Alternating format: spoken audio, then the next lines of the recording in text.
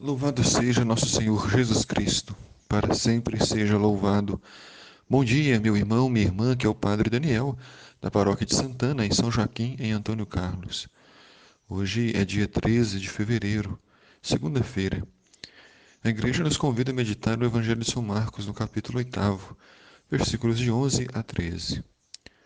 Naquele tempo, os fariseus vieram e começaram a discutir com Jesus.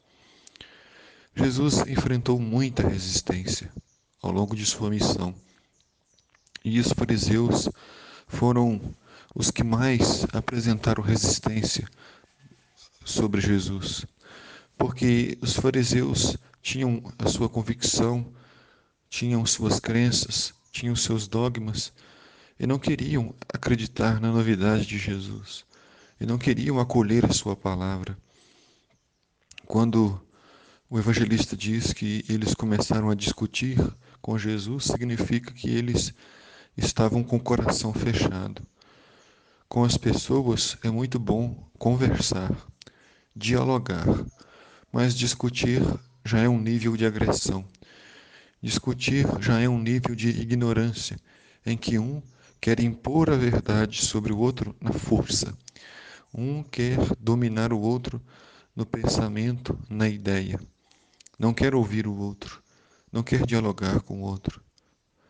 Certa vez, dizia um pensador que quando alguém não tem argumentos, ele usa a força. Primeiro usa a força da voz, altera a voz. Quando não consegue dominar o outro pela voz, pelo tom da voz, usa a agressividade, palavras de baixo calão. E quando não consegue convencer, usa a força e mata, e domina. Infelizmente, o ser humano ainda não está preparado para acolher a mensagem de Jesus, pois Jesus é amor, é diálogo, é acolhida, é respeito.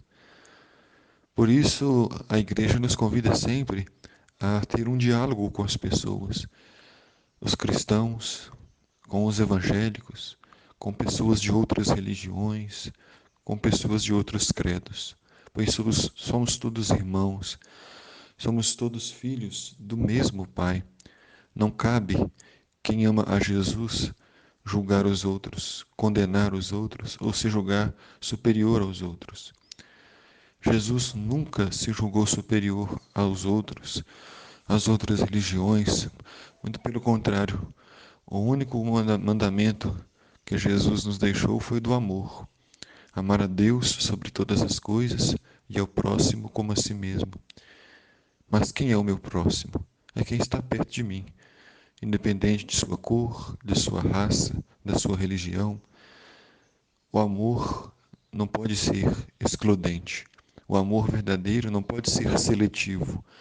Eu amo somente quem me ama, eu amo somente quem concorda comigo, eu amo somente quem me aceita. Nós devemos também amar os nossos inimigos, quem não concorda com a gente, quem tem opinião diferente. Ser cristão é ter as suas próprias convicções, sem dúvida. Nós temos que ter o nosso evangelho, a nossa convicção. Mas nós também temos que ter respeito pelo próximo, acolhida pelo próximo. Esse é o jeito de Jesus. Acolhida, amor, misericórdia. Mas, diz o evangelista São Marcos, que os fariseus queriam colocá-lo à prova e pediram a Jesus um sinal do céu. Aqui, eles pedem a Jesus um sinal que pudesse provar que Jesus era Deus, que pudesse provar que Jesus era o Salvador. Mas nenhum sinal converteria seus corações, nenhum sinal mudaria a ideia deles. Porque quando alguém tem a cabeça fechada, quando alguém tem o seu pensamento fechado, o coração não a quer acolher a novidade. Nenhum sinal que Jesus desse seria o suficiente. Nenhum sinal que Jesus fizesse mudaria o pensamento e a ideia deles. Tanto é que o maior sinal da história já foi dado. Jesus ressuscitou. E o que os fariseus fizeram? O que os mestres da lei e doutores tramaram? deram uma grande quantia de dinheiro aos soldados para dizerem que haviam dormido e que os discípulos roubaram o corpo de Jesus. As autoridades ouviram o testemunho dos soldados, sabiam que Jesus havia ressuscitado, mas preferiram fechar os seus corações. E Jesus diz: Mas por que essa gente pede um sinal? Em verdade vos digo, a esta gente não será dado nenhum sinal.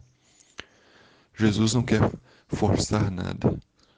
Ele apresenta a sua palavra com liberdade. Acredita aqueles que tiverem a graça, que quiserem crer no seu amor. E depois deixou-os, e Jesus entrou de novo na barca e se dirigiu para outra margem. Essa é uma atitude muito boa diante dos ignorantes, dos agressores. Seguir em frente. Sempre existirão pessoas boas que irão crer na nossa palavra, que irão ouvir o nosso testemunho. Não vale a pena perder tempo com os ignorantes, não vale a pena perder tempo com aqueles que já têm a verdade concretizada nos seus corações. Que Deus te abençoe, meu irmão, minha irmã, abençoe todas as nossas famílias, nos dando saúde e paz. O Senhor esteja convosco, Ele está no meio de nós. Abençoe-vos, Deus Todo-Poderoso, Pai, Filho, Espírito Santo. Amém.